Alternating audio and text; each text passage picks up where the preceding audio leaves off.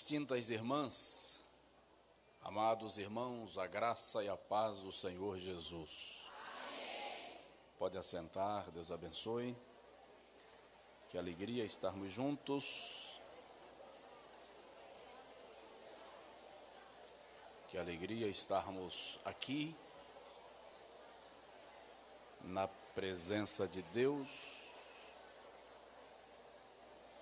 para engrandecê-lo na beleza da sua santidade. Como estamos num congresso de mulheres e o tema é Mulheres Quebrando o Vaso de Alabastro, a irmã Samira estava ministrando sobre Maria e eu queria pedir permissão para continuar falando dela.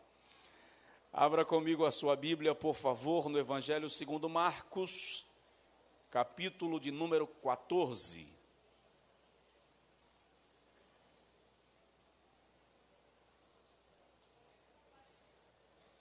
Marcos, capítulo de número 14. Eu quero destacar na personalidade, no perfil, na postura de Maria, algumas virtudes, algumas marcas que nós precisamos imitar. Não apenas enquanto mulheres, mas enquanto crentes, servos de Deus, pessoas. E de modo especial as irmãs, visto que trata-se de um congresso de mulheres e a referência aqui é uma mulher. Marcos capítulo 14, nós vamos ler o versículo de número 9.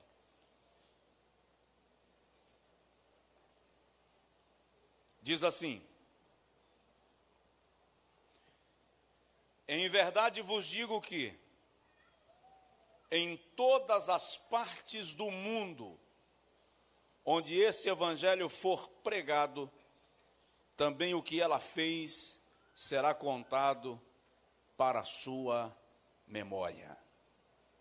Em verdade vos digo que em todas as partes do mundo onde este evangelho for pregado, também o que ela fez será contado para a sua memória.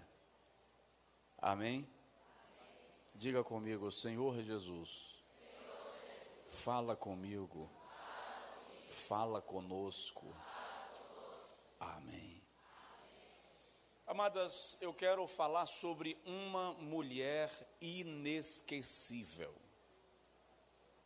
Uma mulher inesquecível. Se a irmã estiver anotando, este é o tema da nossa reflexão nesta tarde.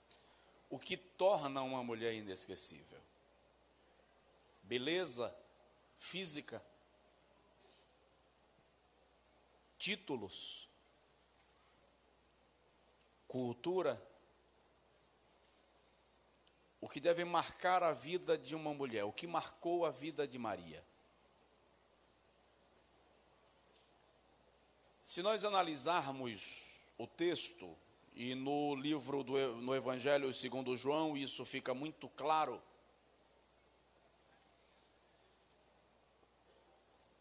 O contexto em que Maria quebra um vaso de alabastro, que era uma pedra branca, translúcida, e faz derramar um perfume raro e caro de nardo puro na cabeça do mestre, foi logo após a ressurreição de Lázaro. O coração de Maria estava tomado de profunda gratidão pelo milagre da ressurreição de Lázaro. Se lermos o capítulo 11 de João, vamos perceber que Marta, Maria e Lázaro eram 3 irmãos. A Bíblia não faz menção de que nenhum deles fosse casado. A Bíblia não faz menção dos seus pais. Alguns estudiosos sugerem que fossem 3 irmãos, desculpa a expressão, coroões, um cuidando do outro. Eram uma família próspera. Vou lhe dar uma referência para você entender que era uma família próspera. Irmãs, seu marido, vou citar o seu marido, chega em casa hoje meio-dia, levando mais 12 amigos para o almoço sem lhe avisar? Fala a verdade. Não dá vontade de dar uma carreira nele? Jesus não agendou almoço, tá? Mas chega na casa de Lázaro, Marta e Maria, meio-dia na hora do almoço, trazendo mais 12. Aí a gente fica aqui posando de mais espiritual do que somos e a gente critica Marta. Porque Marta foi lá para a cozinha. Desespero de Marta. Se nós fizermos um paralelo de Marta e Maria, vai parecer-nos, ou nós vamos ter a sensação que Maria era uma mulher serena, calma, mais passiva talvez, mais tranquila, enquanto Marta parece uma mulher mais agitada, mais ativa, ansiosa. Maria não me parece uma mulher apressada com as coisas, mas muito dada às questões espirituais. Nós vamos analisar nos 3 episódios que surgem Marta, Maria e Lázaro, o episódio do almoço, o episódio da morte e da ressurreição de Lázaro e o episódio do vaso de alabastro. Nós vamos perceber algumas características de Maria que devem nos causar, nos provocar admiração. E é por isso que Jesus diz: em todas as partes do mundo, onde este evangelho for pregado, se fará menção dela.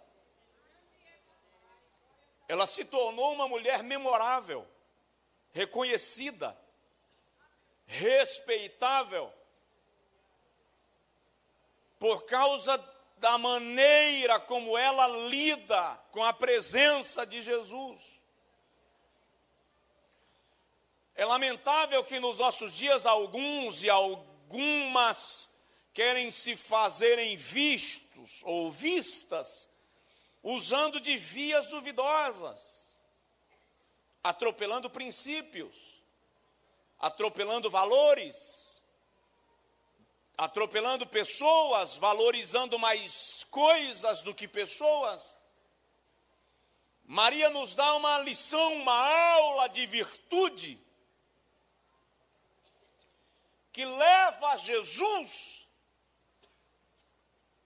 a colocá-la na galeria das grandes mulheres da história. Em qualquer parte, diz o versículo, onde este evangelho for pregado, se fará menção dela. Por quê? O que tinha Maria, o que revela Maria, que torna esta mulher mencionada agora neste congresso uma semana inteira, forçando, aspas, todos os ministrantes a fazerem menção dela por causa de um ato. O que Jesus viu na ação de Maria? Primeiro, Jesus viu desprendimento. Uma mulher que não era apegada às coisas materiais. Desprendimento não é desvalorização, é a arte de saber colocar cada coisa no seu lugar e dar a cada uma delas o seu devido valor. Entre Jesus e o vaso de alabastro, para Maria era muito claro: Jesus. Entre o vaso de alabastro e o meu irmão Lázaro ressurreto, para Maria era muito claro: o meu irmão Lázaro ressurreto vale mais. Nota que o texto diz, lá o texto de João e o texto de Marcos, que o perfume valia aproximadamente, ou pelo menos alguém sugere, que ele valia cerca de 300 denários. Um denário era o pagamento de uma diária de trabalho braçal. 300 denários correspondem a 300 dias, 10 meses comerciais de trabalho. Quem aqui, por favor, tem em casa um perfume que corresponde a 10 meses do seu salário?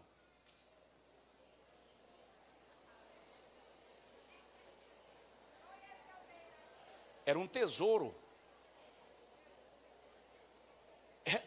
Era um tesouro líquido. Ela poderia ter se apegado ao valor, mas era uma mulher desprendida.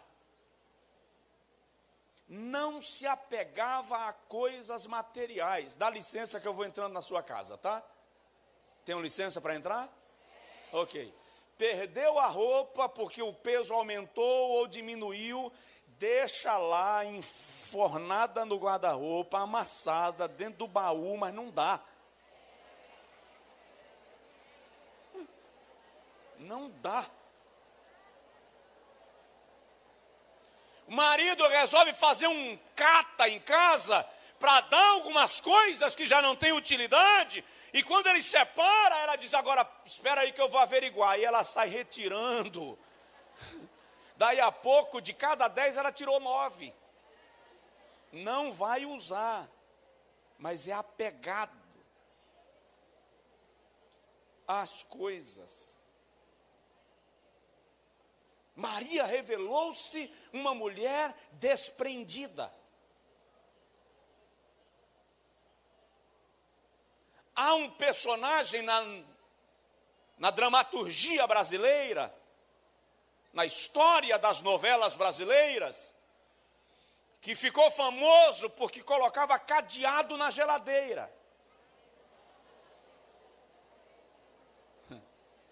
Tem muita gente que padece do mesmo mal, é tão apegado ao ter que não tem. A Bíblia diz em Eclesiastes que o homem que trabalha e não desfruta do fruto do seu trabalho é como o abortivo ou como o aborto. Tem muita gente que adquire, mas não possui. É possuído.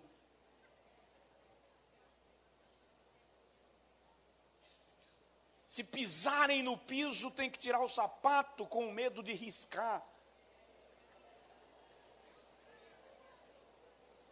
Tem uns, dá licença, tá? Que o gesto que eu vou fazer aqui não é muito elegante para um pregador, tá? Tem uns que chegam no carro, pega assim a camisa e chega no capô do carro e vai assim.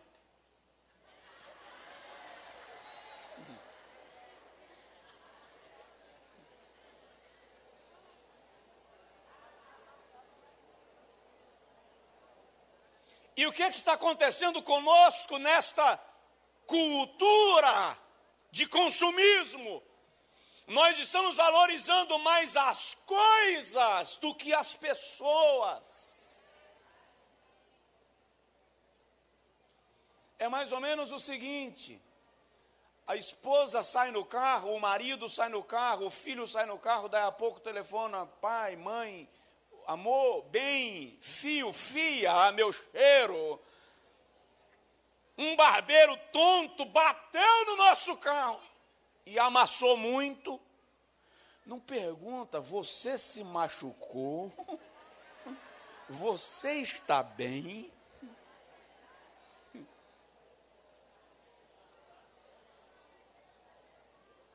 Eu li outro dia de um homem, um caminhoneiro, que comprou um caminhão zero, novo, realizou o grande sonho.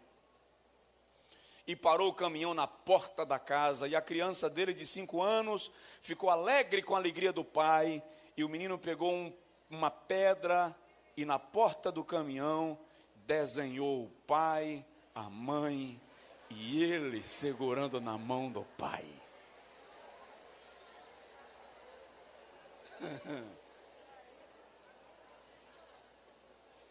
O pai, no ataque de ira, pegou um martelo e esmagou os 5 dedos da mão da criança.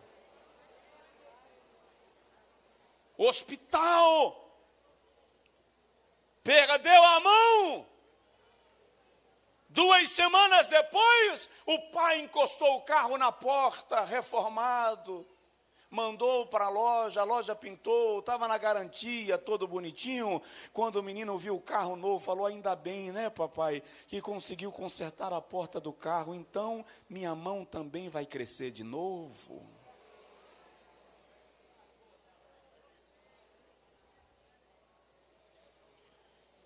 Por causa do nosso apego a coisas, nós perdemos pessoas. Maria era uma mulher desprendida. Ela valorizou mais a presença de Jesus do que o perfume de nardo. Ela valorizou mais o milagre que Jesus fez do que a conquista do perfume, o tesouro e o valor que ele tinha. E nós ocidentais, que se a gente der uma lida na cultura oriental, em paralelo com a ocidental, vamos perceber que a gente tem bastante coisa a aprender. Nós ocidentais valorizamos muito essa questão do ter. Nós somos ostentadores, culturalmente, e acabamos perdendo a oportunidade de valorizar. Quer ver um exemplo disso? Lá vou eu caminhando aí algumas linhas e passando na sua casa. Por favor, me permita. Quantas vezes não dizemos, eu te amo? Mas quando morre, a gente cai em cima do caixão gritando, eu amo você. Para que mais? Tem homem que nunca deu um buquê para a esposa, quando ela morre, compra uma coroa de flores. Para quê? Para quê?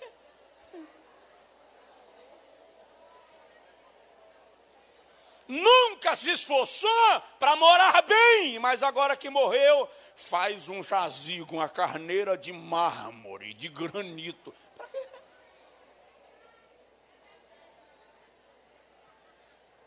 Vou honrar. O brasileiro tem uma mania de homenagem póstuma, só honra depois que morre.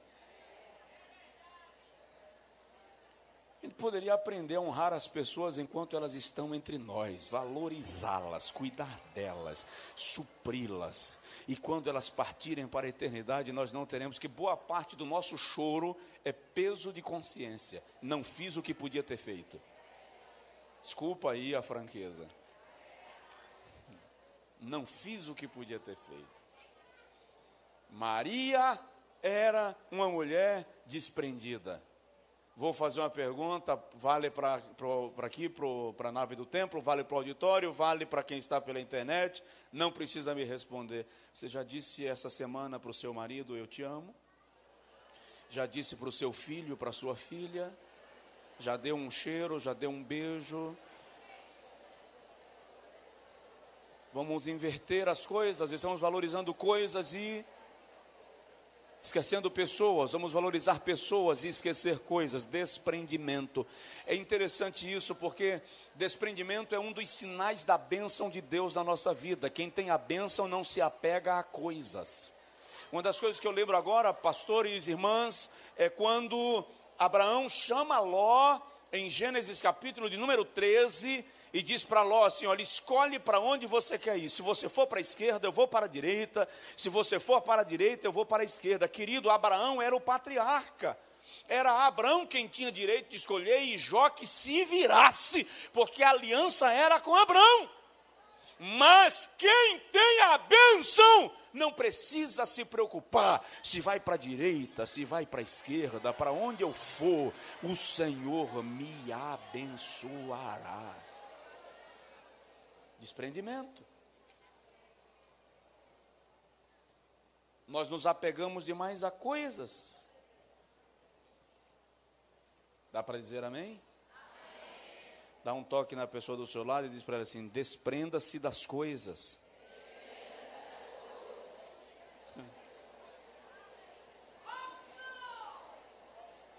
Eu já presenciei briga de casais porque a mulher queimou o paletó. Ferro quente.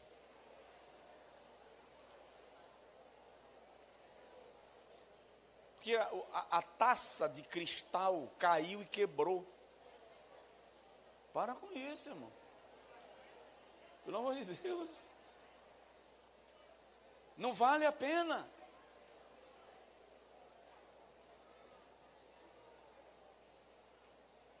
A Bíblia diz de Isaac, em Gênesis 26, que Deus abençoou a Isaac, e Isaac possuía, versículo 12, muito gado, e muita gente em seu serviço. Isaac o quê? Possuía. Possuía. Se não aprendermos a possuir, seremos possuídos. A irmã Samira ministrou há poucos instantes, e o primeiro item da palavra que ela trouxe foi dar. Dar é um princípio, é um segredo. Aliás, esses dias eu estava dizendo para os irmãos que 2 anos atrás eu estava lá no meu escritório e tinha 3 pastores conversando comigo e falaram alguma coisa e eu estava com R$8 no bolso, uma nota de 5, uma nota de R$2 e uma nota de R$1. E eu brincando, eu coloquei a mão no bolso e tirei o dinheiro e joguei na mesa. Está aqui o dinheiro do homem. Aí um falou assim, bem espadinho, eles tomam 5. Aí o outro falou, já que está dando dinheiro assim, eu também quero, toma 2. E o outro falou, é brincadeira? Eu também quero, toma 1. Quando eles foram saindo para ir embora, vieram me devolver o dinheiro. Eu disse, fica com R$8 de vocês, porque eu semeei, amigo. Vá em paz. 3 dias depois, um amigo me telefonou para a gente almoçar juntos, e meu filho foi também, no meio do almoço, começaram a falar de carros e tal, e aí meu menino acabou dizendo, meu pai quer comprar um C4, e eu queria, mas não podia, eu já tinha ensaiado umas 10 vezes, depois de fazer as continhas, não, vai sufocar, deixa quieto. Aí ele falou assim, pastor, eu tenho um C4 novo, do ano, vou levar para o senhor conhecer, se não quero ver, o coração não deseja, larga lá. 7h da noite ele chegou na porta da minha casa, você vai em Salvador conhecer meu carro. Eu disse, rapaz, larga a mão disso, eu não vou. Não, vai, eu não vou perder minha viagem, você vai. Cheguei lá, vi o C4 bonito, só faltava falar. Carro da minha paixão. E ele falou, pastor, eu vou lhe vender esse carro. Você vai me pagar como você quiser. Eu disse, estou doido não. Vou ficar pagando esse negócio quanto tempo? Ó, fica na paz. Ele disse, espera só um segundo. Foi lá em cima, no apartamento dele, aí voltou, chegou com uns papéis na mão e disse, está aqui, o DUT já está assinado, a chave do carro e o documento. Estou lhe dando de presente. No outro dia, quando eu cheguei no escritório, eu liguei para os 3 dos R$8. Vem cá ver o resultado dos 8, vem. Eu semeei, querido. Desapegue-se. Desprendimento. Seja desprendido. Maria nos ensina isso. Vamos mais um pouquinho? Segunda coisa que Maria nos ensina: gratidão elevada. O que tornou Maria uma mulher inesquecível. A Bíblia não faz menção do penteado de Maria, da roupa de Maria, da beleza física de Maria. A Bíblia faz menção das virtudes de Maria, que tem que vir primeiro. Gratidão elevada. Jesus ressuscitara Lázaro no capítulo de número 11. Agora Jesus está jantando na casa de Simão e Maria olha, e há no coração de Maria um sentimento de o que fazer para me expressar. O que fazer para manifestar a minha gratidão e o meu carinho. Como fazê-lo? Ela lembrou do perfume guardado em algum lugar da casa. Dá um toque na irmã do seu lado e diz para ela assim: cultive gratidão.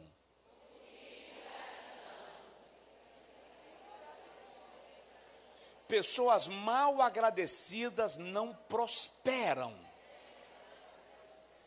Gratidão é uma virtude.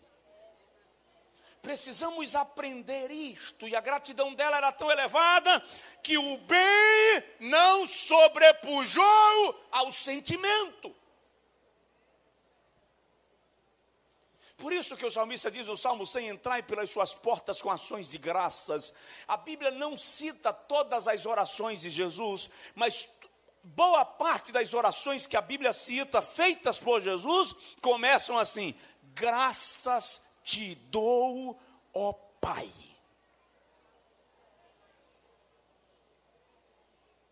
Escritor do livro Louvor que Liberta, foi capitão do exército americano na guerra do Vietnã, e ele conta que um dia viu aviões americanos explodindo, soldados americanos sendo mortos, e ele foi orar e disse a Deus: eu não entendo, nós somos uma nação cristã, sendo massacrados numa nação comunista.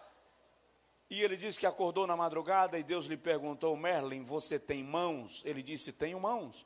E o Senhor perguntou: você pode mexer as mãos? Ele disse: posso. E o Senhor disse para ele: então me agradeça, porque as suas mãos estão no lugar certo.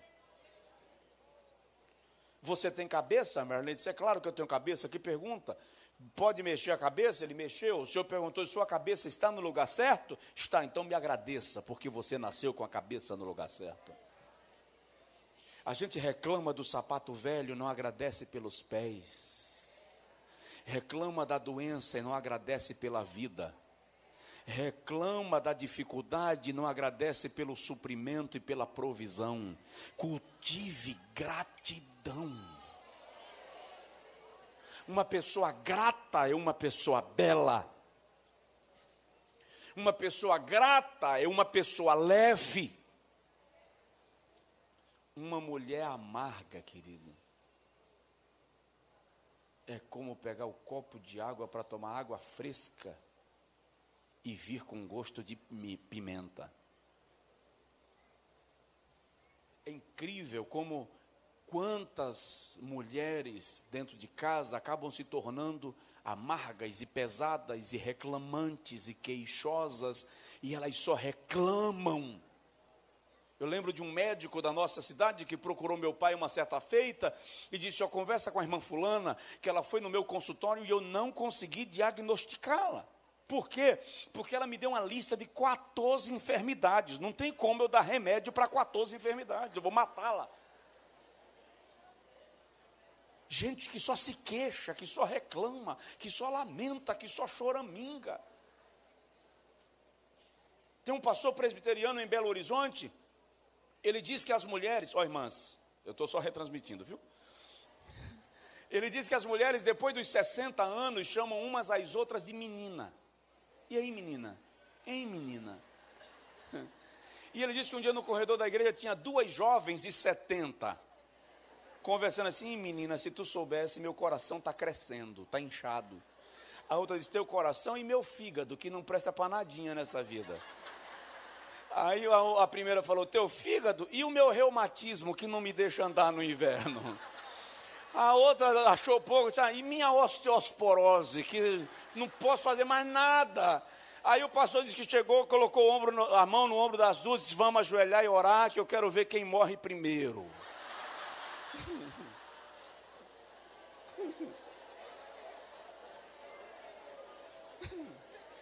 Pastor, o que é isso, pastor? Minha irmã, vocês estão fazendo campeonato de doença para ver quem ganha.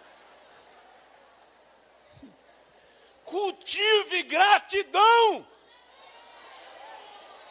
Tem coisa mais linda que uma avó, cabelos brancos, 60, 70, 50 e alguns, 80, leve, agradecida, serena, alegre. Tem coisa mais bela? Agora encosta numa pessoa maldizente, reclamante, que você vai ver como o ambiente pesa, você sai doente. Por que Maria se tornou uma mulher inesquecível? Gratidão. Gratidão.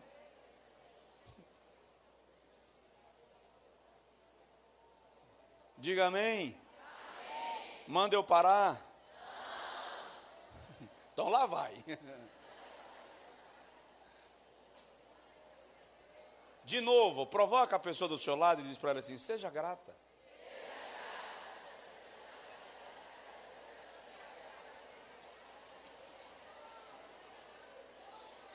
Terceira coisa que tornou Maria uma mulher inesquecível: reconhecimento. Maria sabia reconhecer quem lhe havia abençoado. Maria sabia reconhecer quem lhe havia ajudado. Maria sabia reconhecer quem lhe dera algo impagável. Olha para mim, por gentileza, se você não estiver escrevendo, aprenda a reconhecer as pessoas que passam no seu caminho e lhe abençoam, e lhe ajudam, e lhe estendem a mão. Não esqueça de quem um dia lhe deu um copo de água fresca. Não esqueça de quem um dia lhe ofereceu o ombro para chorar. Não esqueça de quem um dia lhe estendeu a mão e lhe ajudou a caminhar. Não esqueça, reconheça.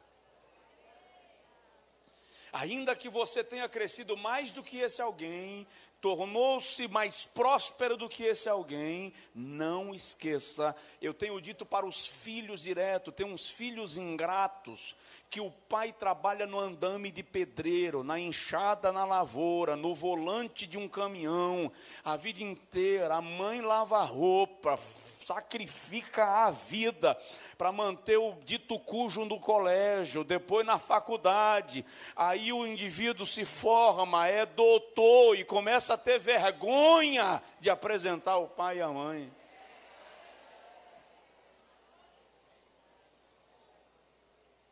Reconhecimento. Reconheça as pessoas que lhe ajudaram. Reconheça as pessoas que lhe deram suporte. Reconheça os que choraram contigo. A irmã Alice há pouco fez uma menção de reconhecimento. A irmã fulana me deu, me presenteou. Menção de reconhecimento. Reconheça quem lhe abençoa. Reconheça. Doutor Howard Carter, famoso médico norte-americano, quando ele estava estudando medicina, no período das férias, ele viajava vendendo livros para conseguir dinheiro para pagar a sua faculdade.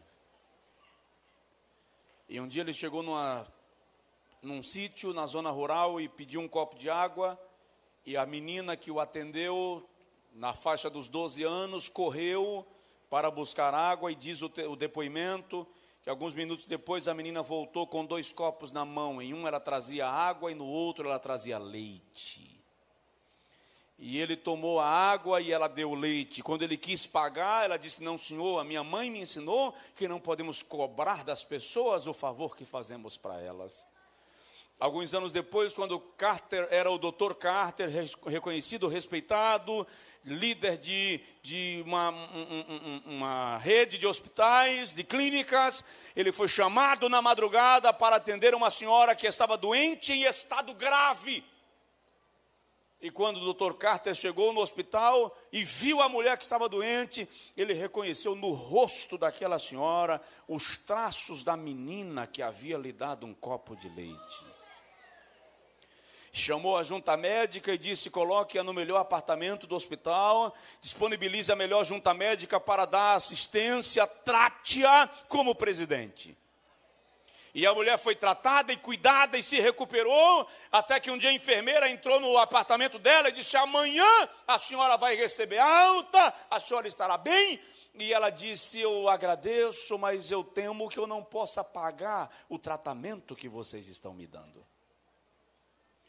E a enfermeira disse: a senhora aguarda que eu vou buscar o informativo, e trouxe o relatório. E cada página que ela ia virando com o relatório, ela chorava, porque saúde, medicina nos Estados Unidos é muito caro. E ela foi virando página e desesperando cada vez mais. Quando chegou no meio do relatório médico, ela esbravejou e disse: vocês são loucos, eu não posso pagar isso nunca.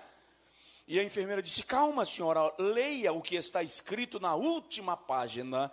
Lá na última página estava escrito assim: observação, está tudo pago com um copo de leite. Reconhecimento. Maria sabia reconhecer. Maria sabia reconhecer. Amém? Reconheça o esforço do seu marido. Reconheça o esforço do seu filho. Reconheça o esforço da pessoa que convive contigo. Reconheça. Valorize. Reconheça quem um dia lhe estendeu a mão e lhe abençoou. Não despreze a ninguém. O mundo é uma roda gigante. Quem está na cadeira de cima, daqui a pouco estará na cadeira de baixo. Nunca podemos nos sentir superiores a ninguém. Quando Deus abençoou a José, Deus não abençoou a José para lhe dar a chance de se vingar dos seus irmãos. Deus abençoou a José para lhe dar a chance de socorrer os seus irmãos. Deus não lhe abençoa. Olha, Deus não coloca o seu inimigo na sua mão para que você o mate. Deus coloca o seu inimigo na sua mão para que você o cure. Só que a nossa naturezinha quer vingar na hora. É a chance de torcer o pescoço do dito cujo. Mas é exatamente o que Deus espera de nós, é que hajamos como a Bíblia nos admoesta. Reconhecimento. Vamos mais um pouquinho? Terceiro? Quarto. Quarta virtude que fez de Maria uma mulher inesquecível. Sensibilidade. Ô irmão, fala comigo, irmã, sensibilidade. Ok. Nós estamos numa geração de mulher macho, sim senhor. Que as mulheres estão perdendo a essência feminina. O feminismo contaminou. Perderam a noção de feminilidade e substituíram por feminismo. Feminismo e machismo têm a mesma essência, querido. Tem a mesma essência. A irmã Samira mencionou há pouco, Maria, não está escrito que Maria recebeu uma revelação. O Espírito Santo não disse a Maria: consola ele que ele vai morrer. Não, não, não, não. Ela teve percepção. Percepção. E é interessante nessa questão da sensibilidade, porque nós seres humanos somos normalmente ou hipersensíveis ou emocionalmente frios. O hipersensível é aquele que se fere com tudo. Se ele chegar e duas pessoas estiverem conversando e rindo, ele diz assim: está falando mal de mim. É o hipersensível. Se cantar um hino e alguém de repente rir, está falando mal de mim. Se ele cantar um hino e a voz falhar, e depois dá oportunidade para o outro vem e canta, só para dizer que canta mais do que eu. O hipersensível é difícil, porque tudo magoa, tudo fere. É uma pessoa emocionalmente vulnerável, porque por qualquer razão está se desmotivando, perdendo o ânimo. Mas o emocionalmente frio também é cruel, porque ele não se importa com a dor do outro. O emocionalmente frio é indiferente, trata com desprezo. E é incrível que Maria não demonstra nem frieza emocional, nem demonstra hipersensibilidade. Por que eu vejo que ela não demonstra frieza emocional? Porque ela percebe Jesus e a iminência de sua morte. Ô, mulher santa de Jesus, perceba quando o seu filho não está bem. Perceba quando o seu marido não está bem.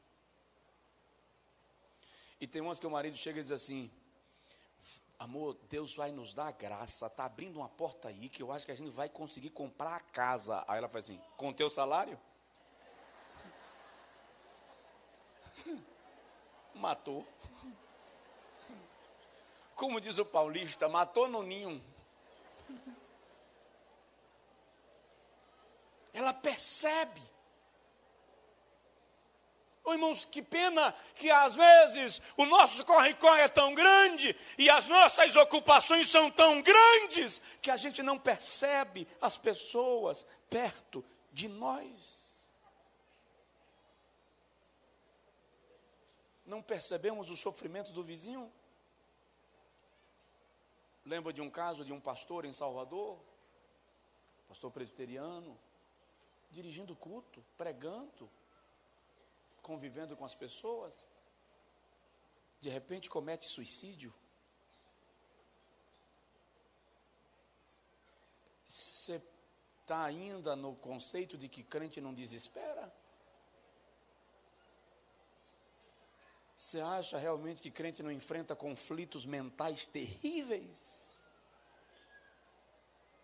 Tem gente que olha para o pastor e pensa que pastor é intocável, não dói, não sente.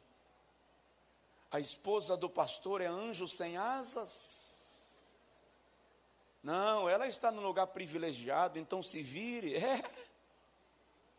Ei, nas veias da esposa do pastor corre sangue. Os nervos são feitos da mesma estrutura que os seus. As emoções caminham mais ou menos dentro das mesmas linhas e regras. Humanamente somos iguais. Perceba. Maria percebeu. Mas a prova de que ela não era hipersensível é que o Judas começa a criticar Maria. Maria não tem trauma. Não tem nenhuma referência de Maria dando crise de choro, porque alguém diz: para que esse desperdício? Maria não deu crise de choro. Estou nem aí para você, Judas. Eu derramei bálsamo de nardo na cabeça de quem eu queria honrar. Não se desmotive porque alguém lhe censurou. Senão você para. Eu falei outro dia lá na igreja, irmãos, é o seguinte: se você anda de carro, é metido a rico. Se anda a pé, porque não tem dinheiro nem para pagar o ônibus. Se arruma o cabelo, é vaidoso. Se não arruma, é desleixado. Se veste bem, é tirada bonito. Se veste mal, é porque tem mau gosto. Não tem jeito. É difícil viver para agradar os convidados da casa de Simão. Só que o nosso foco é Jesus. A nossa meta é honrar a Cristo, agradar a Cristo, glorificar a Cristo, viver para Cristo. Quer vivamos, quer morramos, somos do Senhor, disse Paulo. Como é que anda a sua sensibilidade aí?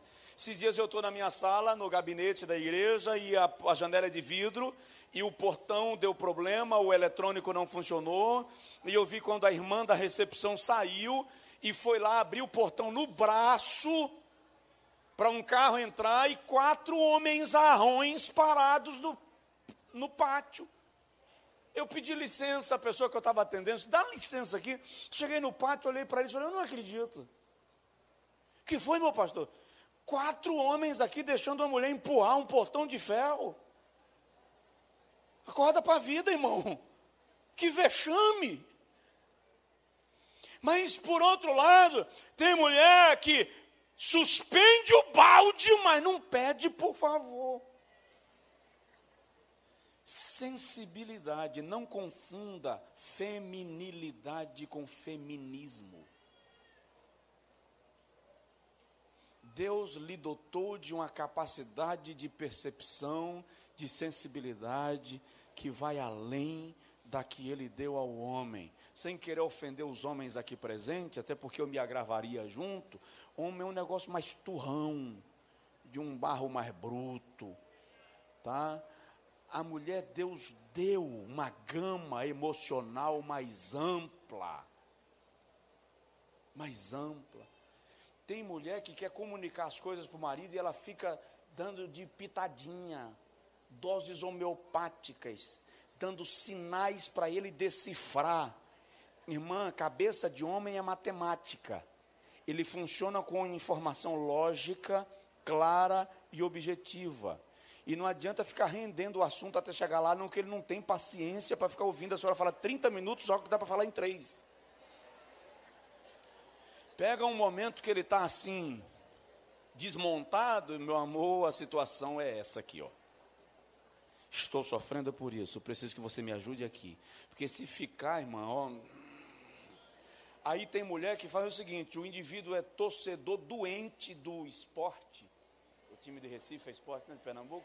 Aí ele está assistindo o jogo do esporte, que está tomando de 2-0, e ela fica passando na frente da televisão, que é para ver se chama a atenção dele. Ele recebe isso como pirraça, irmã. Ele recebe isso como pirraça. É melhor chegar para ele depois e chamar para... Não chama para discutir a relação, que homem tem trauma desse termo. Meu filho, você não percebeu, mas eu estou assim. Eu tenho um grande amigo, a esposa dele foi diagnosticado câncer, 15 dias atrás. Numa quinta-feira, pastor Roberto, foi diagnosticado câncer. Sexta-feira, pastor, era o aniversário dele. Eles viajaram para a ilha, ela foi com o exame dentro da bolsa. Não disse na quinta, não disse na sexta, festejou no sábado, passou o domingo em família, voltou na segunda e ela não disse. Na segunda à noite, foi que ela chegou e disse: meu filho, eu recebi o resultado do exame. E ele não percebeu. Uma mulher recebe um diagnóstico de câncer na quinta, suporta sem dizer nada até a segunda, e o marido não percebe? Você acha que ela ficou normal? Não houve abatimento? O coração dela não desmontou? Ela não estava destruída emocionalmente? Estava. Por que ele não percebeu? Ó, o marido infeliz. Não é não. Não é não. É que homem funciona com informações objetivas. Homem funciona com informações objetivas. Se a irmã rir, fizer festa, para ele está tudo bem.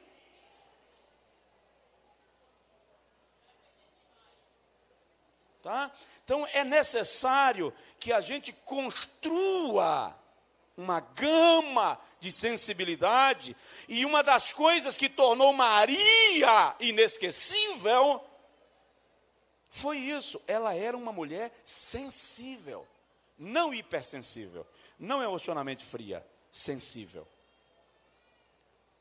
E eu estou aprendendo a desenvolver, não sensibilidade no nível de uma mulher, porque eu sei que isso aí é dom divino.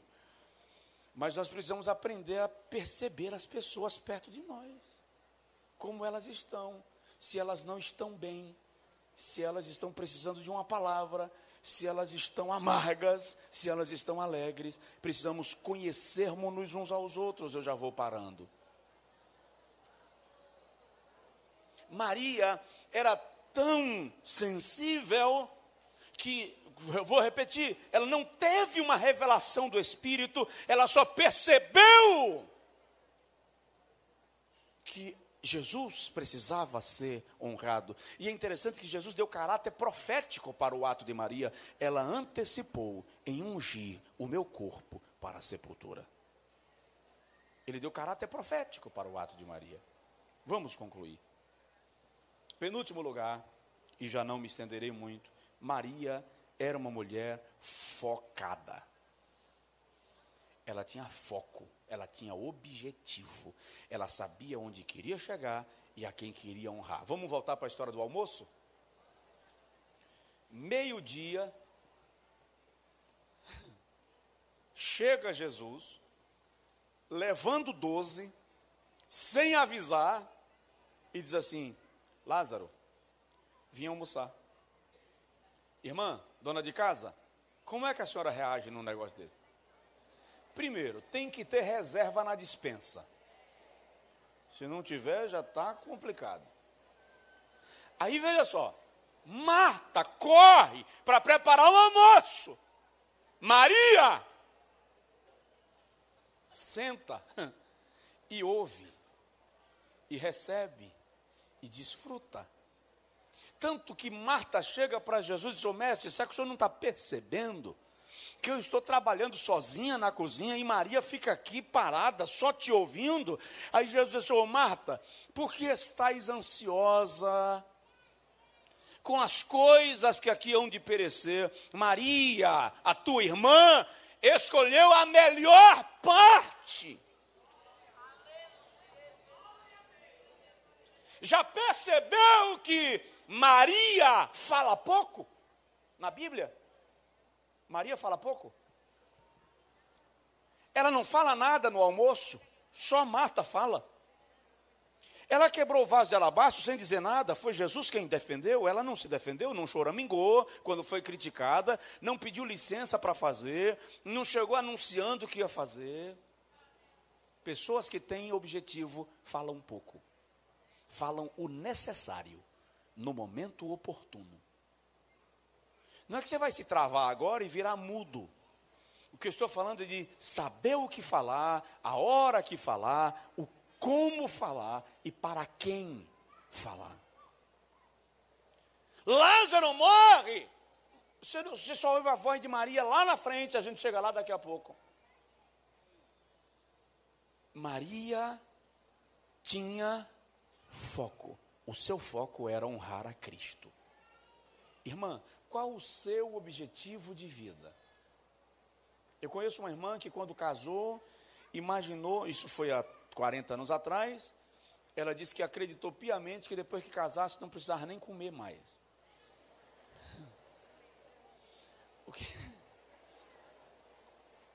O que você planejou para o seu casamento? Qual é o seu objetivo no seu casamento? Qual o seu objetivo no seu casamento? Seus filhos nasceram. O que a senhora planejou para eles e profetizou sobre eles? Lembra de Ana?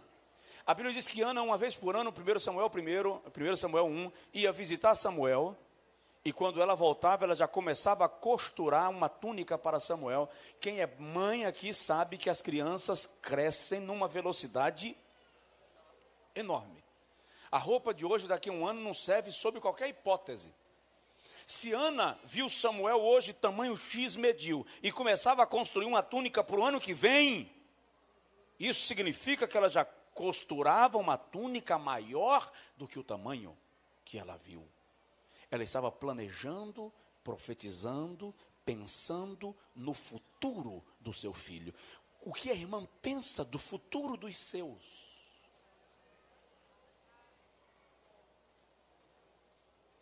Como a irmã lida com o presente dos seus filhos em relação ao futuro? Eu recebi um pastor esta semana, um missionário que está no sertão, chorando muito porque a igreja que o enviou esqueceu dele. Ele tem 2 filhos, está passando uma necessidade violenta, e ele disse assim, ele disse isso aos prantos: pastor, lá na escola perguntam para um menino: quem é teu pai? Doutor fulano, advogado. Quem é teu pai? Doutor fulano, médico. Quem é teu pai? O prefeito. E quem é o teu pai? O pastor. Aí quando vem a situação que meu filho se apresenta, por causa das nossas necessidades, e a maneira como o filho de seu fulano se apresenta, ele disse assim: eu tenho medo de o meu filho crescer traumatizado com o ministério, com a igreja e até com o evangelho. E eu disse para ele: vamos te ajudar, vamos abraçar você, vamos te abençoar, vamos te ajudar. Quanto ao teu filho, vou te dar uma palavra, faz com ele o que a minha mãe fez comigo. Eu passei necessidade demais na infância. Eu acho que eu já disse aqui que na época que quichute era tênis de filho de papai. Quem conhece quichute? Levanta a mão. Quem conheceu? Okay. Quem usou quichute? Levanta a mão. Foi tudo mais abençoado do que eu. Quichute era tênis de filho de papai. Meu sonho era usar um quichute. Meu pai só podia me dar conga. Ô conguinha feia. Azul com bico branco.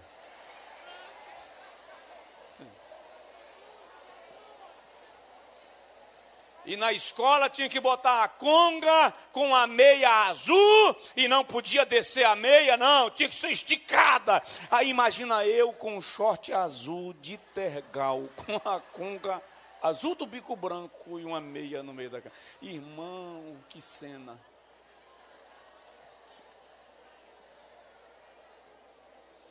Eu tomava café preto com farinha, adoçado com rapadura, todo dia de manhã para ir para a escola.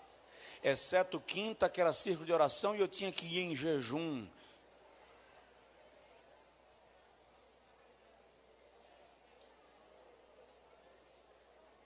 Bolacha.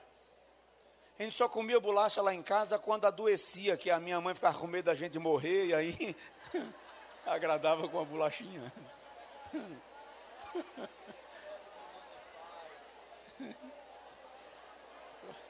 O pastor Roberto está mencionando aqui, dá a bolacha e despede o menino em paz. Só que, vem cá, todas as vezes que eu ia reclamar do café preto com farinha, minha mãe dizia, não reclama. Um dia você vai escolher a comida que você quer comer. Ela construiu uma túnica para mim. Eu ia reclamar da bendita da conga furada, e ela dizia, não reclama, que um dia você vai escolher o sapato que quer calçar. Eu ia reclamar da única calça que eu tinha, uma calça verde de tergal no meio da canela. E a minha mãe dizia, não reclama, um dia você vai abrir o guarda-roupa. Guarda-roupa, irmão, a roupa era guardada na caixa.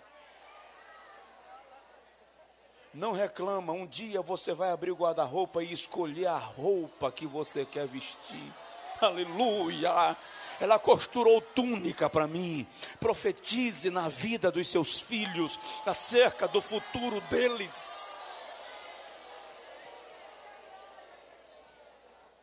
Maria se tornou uma mulher inesquecível. Quem quer se tornar uma mulher inesquecível? Levante a mão. Então eu vou dizer a última coisa que fez de Maria uma mulher inesquecível e a gente para orar, porque tem culto à noite, não tem? Encontros de casais. Maria era uma mulher adoradora. Maria era uma mulher adoradora. Vou falar bem rapidinho disso aqui. Vejam só. Lázaro ficou doente, João 11. Conhecem esse episódio, né? Marta e Maria mandam um mensageiro onde Jesus está, segundo os estudiosos, de onde Marta estava em Betânia e Maria e Lázaro, para onde Jesus estava, era a média de um dia de viagem. O mensageiro sai pela manhã, chega lá à tarde e diz, Marta e Maria mandam te dizer que Lázaro, teu amigo, a quem tu amas, está doente e vai morrer. Ninguém viajava à noite naqueles dias devido os perigos da noite nas estradas. O mensageiro dorme, levanta cedo para voltar, e quando ele levanta cedo, Jesus diz assim, diz a Marta e a Maria que a doença de Lázaro não é para a morte, é para a glória de Deus. Irmã, me ajuda, por favor. Se alguém manda lhe dizer que a doença de Lázaro não é para a morte, o que é que a irmã entende? Não vai morrer, não é isso? Ou eu estou me precipitando? Não vai morrer. O mensageiro chega e diz, Jesus mandou dizer que a doença de Lázaro não é para a morte. Aí eu pergunto, Lázaro morreu ou não? Morreu. E aí?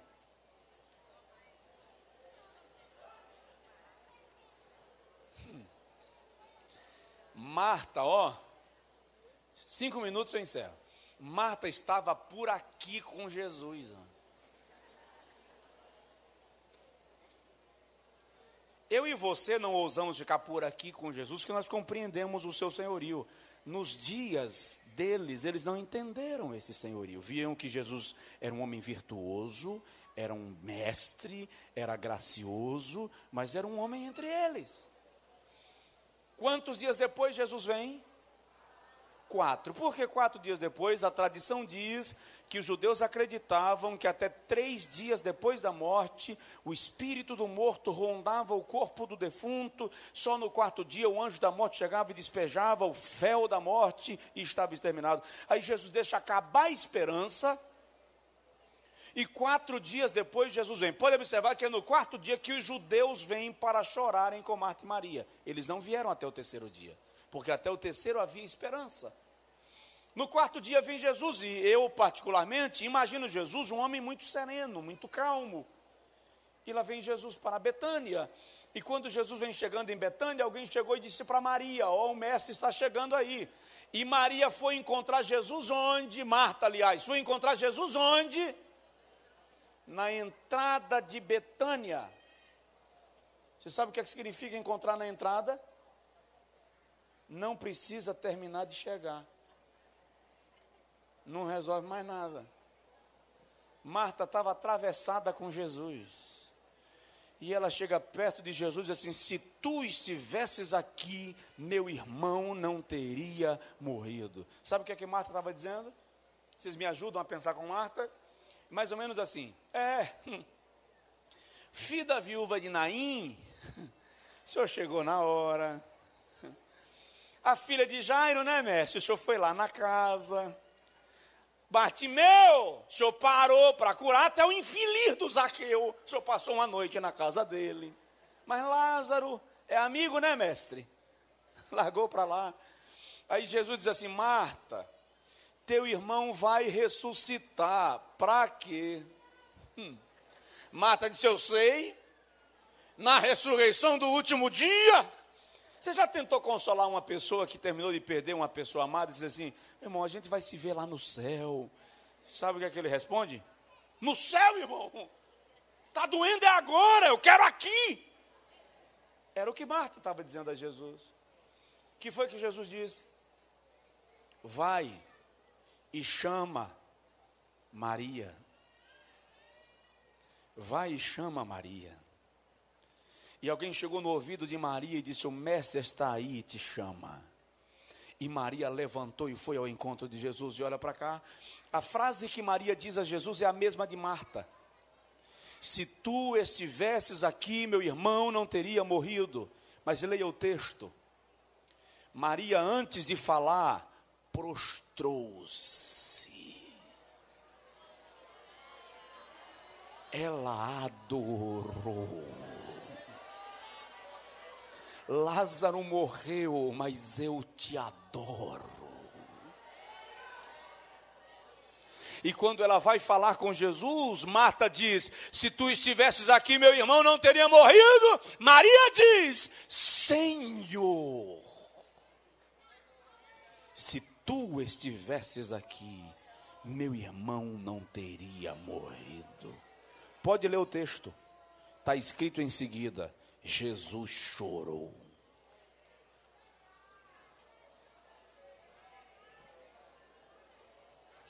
Quer mexer com o coração de Deus?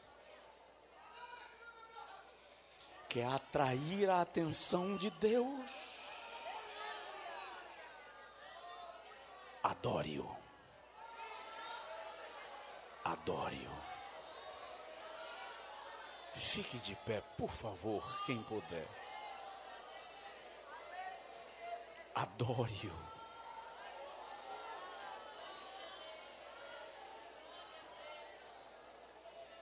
Adore-o apesar da dor. Adore-o apesar da angústia.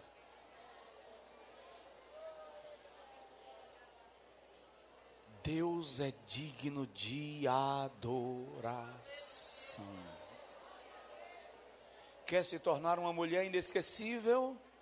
Substitua a reclamação pela adoração, a murmuração pela adoração, a briga pela adoração. Quando nós adoramos, Deus é atraído a nós. A Bíblia diz que o Pai procura bons pregadores. É assim? A Bíblia diz que o Pai procura bons cantores. É assim? O Pai procura bons músicos.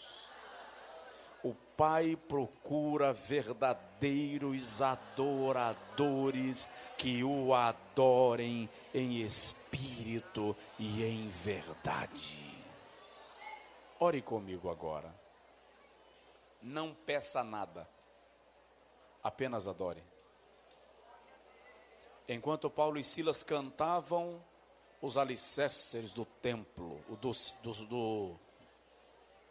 do presídio, se moveram.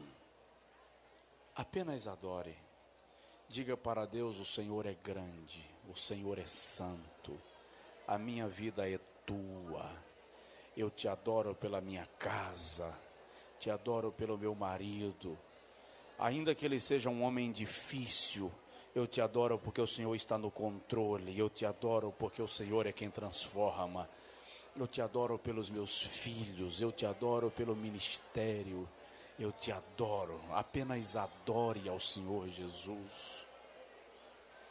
Deus, nós te adoramos nesta tarde pelo que tu és. Nós te adoramos, Senhor, pela grandeza da tua benignidade.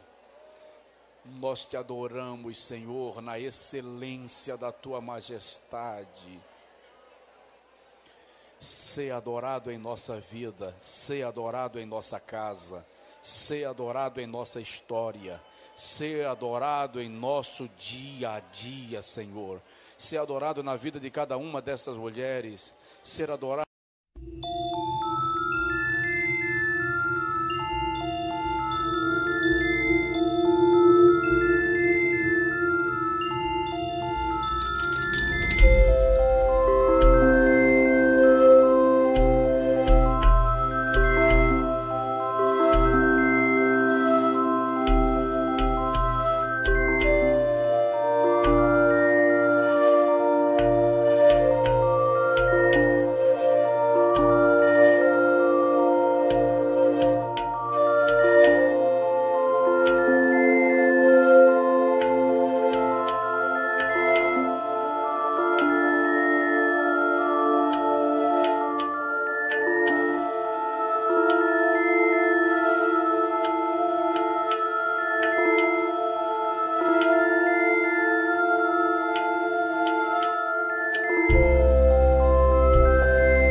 Na vida de cada família aqui representada, tira todo o sentimento de amargura, todo o sentimento de peso, de tristeza, de angústia, e gera em nós um sentimento de adoração genuína, porque o Senhor merece ser adorado em nós e através de nós, em nome de Jesus, nós te pedimos.